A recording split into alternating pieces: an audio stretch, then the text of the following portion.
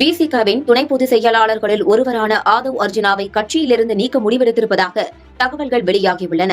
ஆனால் அது தொடர்பாக எந்த முடிவும் எடுக்கப்படவில்லை என கட்சியின் தலைவர் திருமாவளவன் அறிவித்துள்ளார்.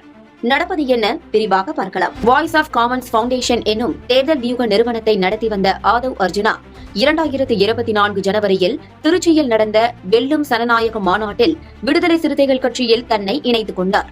அந்த மாநாடு மட்டுமல்ல, அதற்கு முன்பாகவும் விசிகவின் பல்வேறு நிகழ்வுகளை சிறப்பாக நடத்தியதில் ஆதவ் அர்ஜுனாவின் பங்களிப்பு முக்கியமானதாக சொல்லப்பட்டது. பிப்ரவரி மாதம் விசிக உயர்நிலைக்குழு நிர்வாகிகள் கூட்டத்தில் அவர் கட்சியின் துணை பொதுச் செயலாளராக அறிவிக்கப்பட்டார்.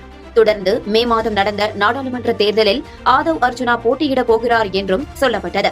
ஆனால் 2 தனி தொகுதிகள் மட்டுமே விசிகவுக்கு ஒதுக்கப்பட்டன.